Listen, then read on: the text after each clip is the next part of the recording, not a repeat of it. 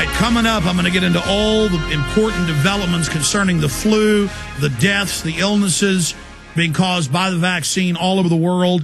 It's in the Sunday Express. It's in the Associated Press. It's in Time Magazine. Everywhere, admitting that deaths are occurring. People are getting sick from the flu shot. They started the similar swine flu shot back in 1976, and for a few months denied deaths were happening. But it got so big, the number of deaths, and it got so big in the local media, they had to come out and admit it and suspend the flu inoculation program. Now, top scientists in Ukraine are saying they believe that the different vaccines have mutated in the human body, making this new super flu. So we're going to be going over that after we take some more phone calls. First, I wanted to go back to an article we wrote at Infowars.com on May 3rd. Obama supports treaty outlawing gun possession.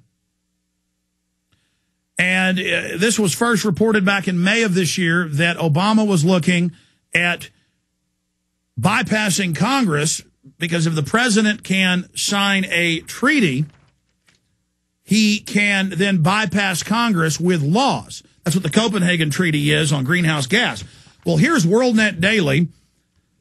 Obama revives talk of UN gun control. Gun rights supporters are up in arms over a pair of moves the White House made in the past month to reverse longstanding U.S. policy and begin negotiating a gun control treaty with the United Nations. Secretary of State Hillary Clinton first announced October 14th that the U.S. had changed its stance and would support negotiations on the arms trade treaty to regulate international gun trafficking, a measure the Bush administration said. Notably, former President and permanent UN representative of the United Nations, John Bolton, opposed for years. 2 years ago, in another reversal of policy, the U.S. joined a number of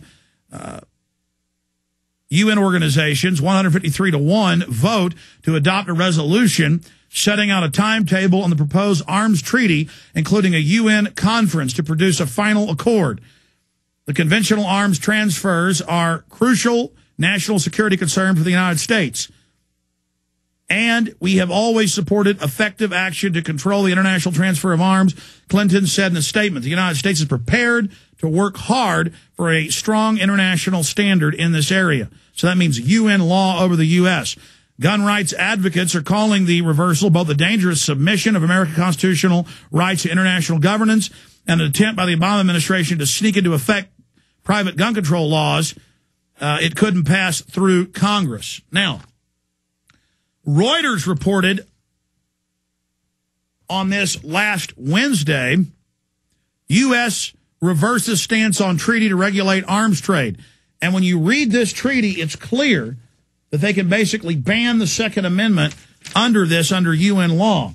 And that's in another article that came out on Friday the 13th, Friday, November 13th, out of the Washington Post. Task force seeks ban on assault weapons. That's any semi-automatic handgun or rifle under the assault weapons ban.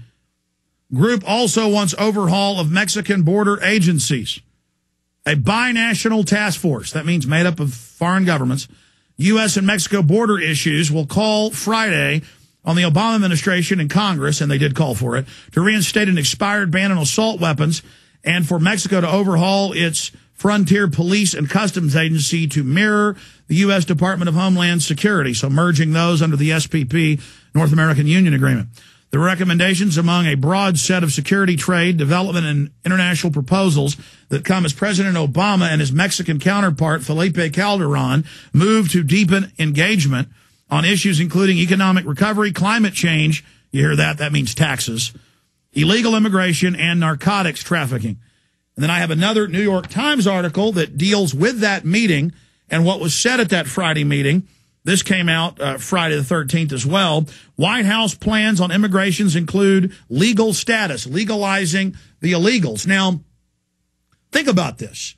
We have the Mexican government in this multi-Congress meeting deciding what's going to happen with our immigration and calling for gun laws in the U.S. Mexico has a complete gun ban for its citizens, and they have a much higher crime rate than we do and war on the streets. All disarmament of the citizens does is empower corrupt government and street thugs, low-level criminals and high-level criminals, to have their way with the people. That's why Chicago's got such high crime, highest in the country next to New York, because it's victim disarmament, period. That is what's happening. I'd like to hear from listeners on that subject at 888-201-2244, 888-201-2244, and get your response to that. But meanwhile, the media keeps running national news stories saying it's a conspiracy theory. Crazy people for a year have had record gun sales at gun shops and gun shows and private sales. Record sales, and we've got to ban gun shows because people are buying guns because they think Obama wants their guns. Well, 15 bills have been introduced that we've identified. We've had Gun Owners of America head Larry Pratt on many times to break down those bills. Each one of the bills more draconian than the 1968 Gun Control Act.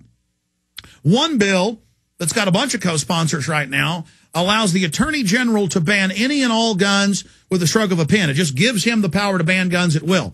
There's other bills that say if you're on the no-fly list, 1,200,000 Americans on it, no judge, no jury, no proof, extrajudicial, totally out of 1984, Soviet Russia or Nazi Germany.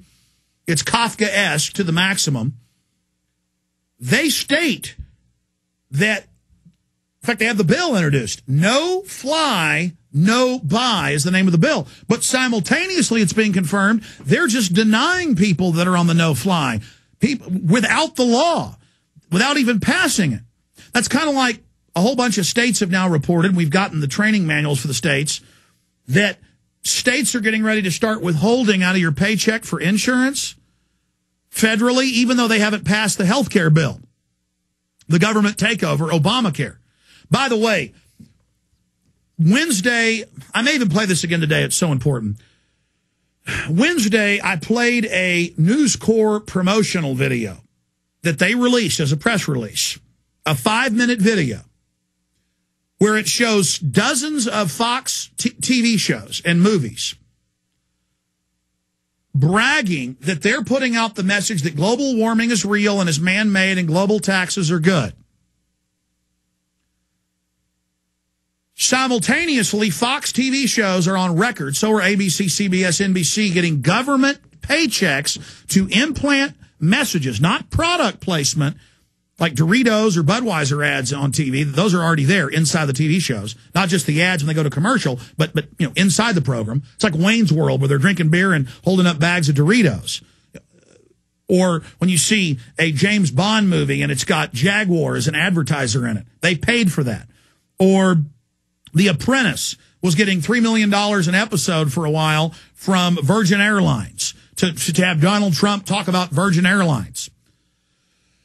Propaganda placement using your tax money to put messages. But the reason I single out Fox is on Fox News, some of their shows say man-made global warming isn't real.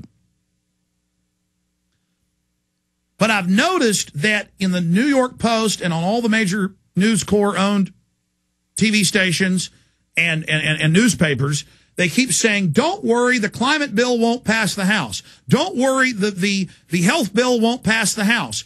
Don't worry, don't worry, don't worry. So the natural enemy of these takeovers, conservatives and libertarians, will stand down. And I get emails saying, oh, it's not going to pass. Then it all passed the House. Then 2 weeks ago, the New York Post and others reported, don't worry, the health care bill will never even pass the committee out of the Senate. It did pass out of committee. They're going to try to vote on it Tuesday and Wednesday. They're going to try to pass the health care bill this week.